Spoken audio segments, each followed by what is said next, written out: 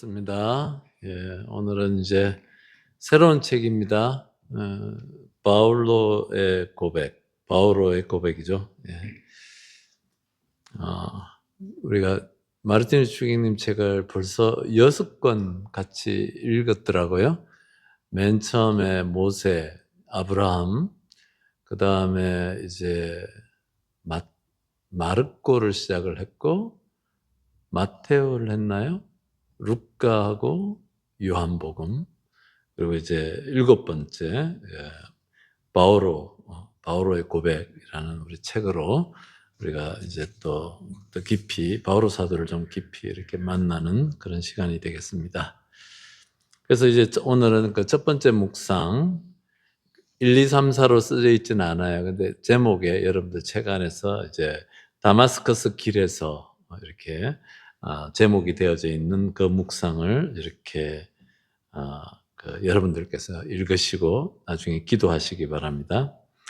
이 텍스트는 제가 지난 주일 강론에도 이렇게 말씀드렸는데 사도행전의 9장에 있고 또 사도행전의 22장에 똑같은 이야기가 2번 반복되고 있습니다. 말씀드렸듯이 이것이 초대교회 안에서 바오로 사도의 그 회심 또는 회개하신 사건은 엄청난 중요성을 갖고 있고 또 우리들에게도 많은 빛을 뿌려주고 있기 때문에 아마 사도행전에 2번 이렇게 반복된다고 생각이 됩니다. 그래서 다마스커스로 그리스도인들, 예수님을 따르는 무리들을 이제 축포하러 가는 그 바오로 사도가 이제 그 말에서 떨어지고 그리고서 눈이 멀게 되고 그러면서 깊은 어둠 속에 잠기게 되고 그리고 이 사건이 바오로 사도의 전생애를 관통하는 어떤 새로운 시작이 되는 그런 깊은 의미를 가지고 이렇게 그분께 다가왔다는 것은 뭐 틀림없을 것이다. 모든 것을 바오로 사도는 당신 삶을 송두리째 바꿔놓는 체험을 다마스커스 길에서 이렇게 체험하게 되는데, 근데 이제 우리가 이 사건을 잘못 이해할 수 있는 가능성이 있는 것이죠. 그래서 주기님께서 2가지의 그릇된 해석에 대해서 경계하라라고 이렇게 말씀하십니다. 이것은 바오로 사도의 회심만이 아니고 우리가 이 사순절에 회개, 회심 이런 것들에 대해서도 똑같다라고 생각이 들어요. 우리가 그냥 사순절에 회개, 회심 이렇게 하면은 그냥 윤리도덕적 회심 내지는 어떤 나의 결심 이 정도 이렇게 생각을 하는 것이죠. 근데 바오로 사도의 삶 안에서 이거보다 훨씬 더 깊은 차원의 회개와 회심사 일어난다는 것인데 오늘은 그 내용이 뭔지를 좀 들여다보는 그런 시간이 되겠습니다. 그래서 첫 번째 그것이 이제 그릇된 개념, 윤리적인 회심, 어떤 대죄인이었던 바오로가 어느 순간에 자기가 죄를 짓고 있다는 상태를 깨닫고 삶의 방식을 바꾸는 정도의 회심이 아니다라는 거죠. 그것을 강조하십니다. 그러니까 윤리적 회심 아니고 그 다음에 또 다른 하나 잘못된 어떤 것은 해석은 바오로 사도가 당신 자신의 신념을 바꾼, 즉 열렬한 율법 지지자에서 그 열성을 예수 그리스도를 따르는 대로 싹 바꾼 그런 새로운 신념을 향해서 나아가는 그 신념을 바꾼 사건 아니다라는 것이죠. 이것도 결국은 어떤 도덕적 차원 안에 갇혀버리는 것인데 바오로 사도의 회심은 그런 차원을 조금 더 넘어서는 훨씬 넘어서는 그런 사건이다라는 것이죠.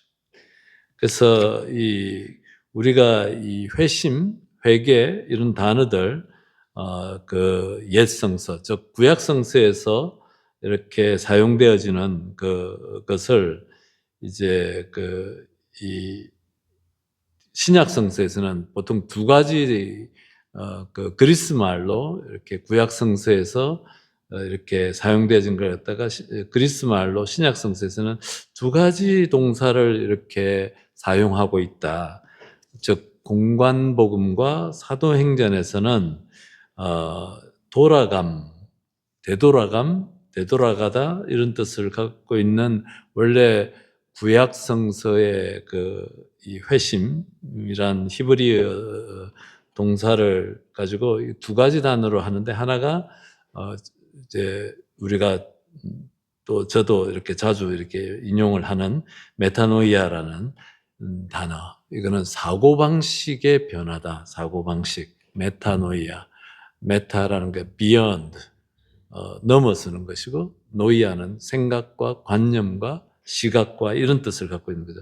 사고방식의 변화로서의 메타노이아 또는 돌아감이라는 아주 분명한, 되돌아간다는 것을 분명한 뜻을 가지고 있는 에피스트레포라는 그리스 말, 이 두 가지가 공간복음과 사도행전에서 섞여서 사용되고 있는데, 바오로 사도는 이 단어들을 너무나 잘 알고 있는 분이었다. 그런데 당신 자신의 일생을 송두리째 바꾸는 이 다마스커스에서 일어났던 이 회개 사건은 이 단어들로 설명을 하지 않는다는 거예요. 그러니까 뭔가 다른 차원에서 얘기를 하고 있다는 거죠. 그리고 이 중요한 사건이, 그래서 사도행전에 똑같은 이야기가 깜짝 놀랄 정도로 똑같이 써져 있는 이 두 이야기, 두 번이나 반복되는 이야기, 초대교회의 중요한 이야기가 이렇게 구약성서에서 사용되어졌던 되돌아감, 사고방식의 변화, 뭐 이런 단어들, 공간복음과 사도행전에서 널리 쓰여지고 있는 이 단어들을 쓰지 않고 이렇게 있다는 것이 놀랍고, 바오로 사도는 이것을 뭐라고 표현하냐면은 요 단어들보다는 예수께로 가다, 그분께로 오다, 그분께로 가다라는 이 우리가 배운 요한복음에서 사용하는 그것과 비슷한 뉘앙스로 당신 자신의 회심을 설명한다. 잘 알고 있었지만 메타노이아나 또 방금 말씀드렸던 에피스트레포라는 단어를 바오로 사도는 잘 알고 있었지만 그 단어로 설명하지 않고 짧고 간결하게 이렇게 사용을 한다라고 이렇게 얘기를 하는 것이죠. 그래서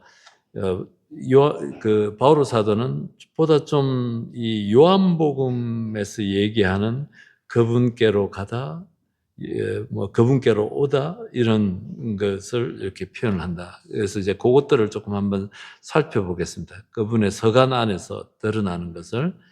그래서 바오로 사도는 당신의 다마스커스 사건에 대해서 직접적인 표현을 피하고 짧게 이야기를 하고 있고, 이것은 어떤 말로서가 아니라 당신 삶 안에 깊이 소화되어진 당신의 삶으로서 이렇게 그것을 이렇게 설명하고 있는데, 짧고 간결하게 각각 좀 다른 모습으로 이렇게 표현되고 있는데, 첫 번째가 갈라디아서 1장 15절에서 16절에 보면은 이제 이렇게 다마스커스에서 예수 그리스도의 만남을 이렇게 얘기하고 있다. 하느님께서는 내가 나기 전에 이미 은총으로 나를 택하셨다. 불러주셨다. 그리고 당신의 아들, 즉 예수님을 이방인들에게 널리 알리게 하시려고 기꺼이 그 아들을 나에게 나타내 주셨다. 이렇게 표현하는 거예요.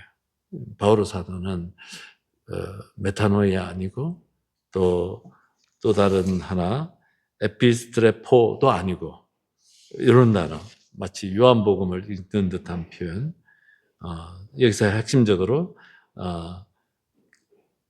당신 그 아들을 나에게 나타내 주셨습니다 라고 갈라디아서에서는 얘기를 한다. 예. 이것이 이제 그 회심과 관련되는 것이고 그렇게 이제 얘기를 하시는데 로마서에서는 이제 뭐 비슷한 말들이지만 이런 표현을 쓰는 거죠. 미리 정하신 사람들을 불러주시고 부르신 사람들을 당신과 올바른 관계에 놓아주시고 또 그 당신과 올바른 관계에 놓여진 사람들을 영광스럽게 해주셨다. 예. 사람들을 불러주시고 저는 이 부분을 이렇게 오후에 읽고 또 이렇게 조금 머물면서 이런 것 같아요. 올바른 관계, 하느님과 올바른 관계에 놓게 되기 위해서 우리를 예수님께로 불러주셨다. 예수님을 우리에게 드러내 보여주셨다. 이렇게 얘기하는 거죠. 그냥 우리가 늘 자주 듣는 얘기 같지만 여러분들이 머물면서 기도해 보시기를 청합니다. 저는 그 창세기에 우리가 하느님께서 인간을 하느님의 모상대로 창조되었다 하잖아요. 우리가 하느님과 올바른 관계, 내 삶의 어떤 기초, 원리와 기초, 이건 하느님과 관계를 올바르게 맺는 그 방법을 예수 그리스도를 통해서 우리에게 하나님께서 우리를 그것 때문에 예수 그리스도를 우리한테 드러내 보여주셨다. 바오로 사도는 그 얘기를 하시는 것 같아요. 우리가 방황하고 이 세상의 의미를 찾고 평화를 찾고 여러 가지 정말 내 삶에 정말 행복을 찾고 하는데 그 어디서 찾고 어디에서 정말 그 원리와 기초 어디에 있는가? 예수 그리스도를 통해서 예수 그리스도를 우리에게 알려주시고 예수 그리스도를 우리에게 드러내 보여주심으로써 그분과 올바른 관계에 들어가도록 이렇게 초대하신 것 같아요. 우리가 요한복음 마지막 바로 그 세종내 발을 씻기시는 예수님 안에서 주기현께서 그 하느님이 누구신지를 우리한테 알려주시는 행위다라고 얘기하셨고 정말 살리시고 사랑하시고 더럽고 부족한 부분을 감싸주시고 이렇게 보호해 주시는 그 하느님이 누구신지를 발을 씻기시는 예수님을 통해서 하느님께서 당신 자신을 계시하시고 또 그러시면서 뭐라고 얘기했냐면 우리 인간이 누구인지에 대해서 그 세종내가 우리 인간이 무슨 존재인지를 드러낸다라고 얘기를 하셨는데 그것이죠. 하느님의 모상대로 창조되어진 섬기고 봉사하고 다른 사람을 돌보면서 우리가 하느님 모상대로 창조되어지고 또 올바른 관계, 하느님과 올바른 관계로 나아가는 것들이 연결되어지는 것 같습니다. 그래서 이렇게 이런 표현들 바오로 사도는 예수 그리스도를 통해서 하느님과 올바른 관계, 인생의 어떤 원리와 기초, 당신의 존재 목적들을 더 깊이 깨닫지 않았을까 이렇게 생각해 봅니다. 그리고 다마스커스 사건에서 이런 또 표현이 있어요. 필리피스에서 이렇게 바오로 사도께서 얘기하는 건데 세속적인 면에서도 나는 내세울 만한 것이 있습니다. 이렇게 막 얘기하는 거죠. 정말 율법으로 따지면 자기는 조금 더 흠이 없는 사람이고 하지만 나는 이렇게 나에게 유익했던 이런 모든 것들을 그리스도를 위해서 장애물로 여기고 그리스도를 위해서는 모든 것을 잃었고 그것들을 모두 쓰레기로 여기고 있습니다. 예. 그리스도를 얻고 그리스도와 하나 되려는 것이 전부다라고, 그리스도와의 일치, 이 모든 것들. 그러니까 이 사건은 다마스커스에서 일어났던 회개와 회심의 사건은 윤리 도덕적인 그 회심을 아득히 벗어나서 이 세상의 모든 가치들의 우선순위를 이분 안에 새롭게 정해주는 사건이기도 하다. 윤리 도덕적 차원을 아득히 벗어나는 모든 것을 자기가 소중하게 여겼던, 중요하다고 여겼던, 가치롭다고 여겼던 것들, 자기가 추구해왔던 그 모든 것들 다 뒤집어엎는, 근본적으로 뒤집어엎는 사건. 그래서 그리스도와의 일치가 가장 중요하고 그걸 통해서 하느님과 올바른 관계 놓아주는 것. 필립보서 3장 4절에서 9절까지 우리가 너무 좋아하는 그러한 말씀입니다. 그런 사건이다. 그래서 그리스도를 만나고 또 그분을 알고 그분의 충만하심 앞에서 바울은 지금까지 자기가 소중하게 여겼던 것들, 중요하게 여겼던 것들, 그 평가는 이제 완전히 빛을 잃어버렸다. 이렇게 보여지는 것입니다. 고린토 그 이서, 요새는 후서라는 말을 안 쓰나요? 이서. 제가 타이완에 갔다 중국에 몇 년 있다 오니까 다 바뀌어가지고 아직 팔로우업이 안 되고 있습니다. 예. 그 고린도 이서에서 이렇게 말씀하시죠. 어둠에서 빛이 비춰오느라 하고 말씀하신 하느님께서는 우리의 마음속에 당신의 빛을 비추어 주시어 그리스도의 얼굴에 빛나는 하느님의 영광을 깨달을 수 있게 해주셨습니다. 고린도이서 4장 6절에 있는 말씀입니다. 바울 사도에게는 하느님께서 그의 마음속에 빛을 비추어 주시는 사건이다. 이 다마스커스의 사건은 빛을 비추어 주시는 사건.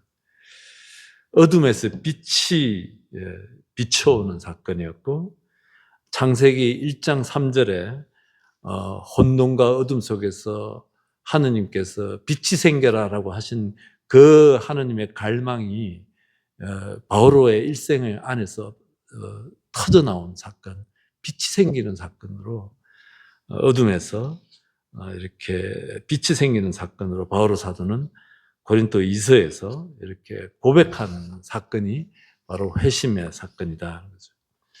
또 디모데오 1서에서는 하느님께서는 이와 같은 나에게 자비를 베풀어 주셨고 그리스도 예수께서는 앞으로 당신을 믿고 그 영원한 생명을 얻으려는 사람들에게 나를 본보기로 보여주시려고 먼저 나에게 한량없는 관용을 베푸신 것입니다. 영원한 생명을 예수 그리스도를 통해서 얻는 사건이기도 하다.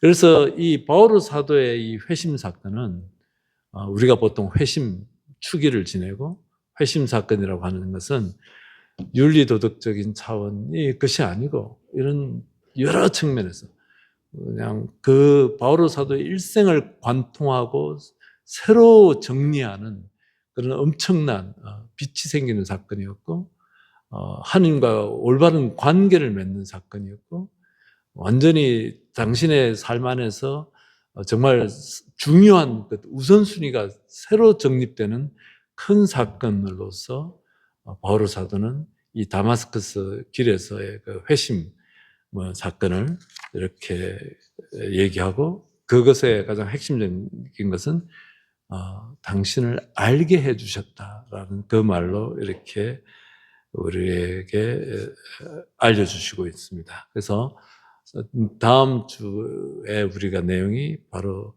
당신을 알게 해주셨습니다라는 그 내용으로 우리가 또 한 번 더 만나게 될 것입니다. 좋습니다.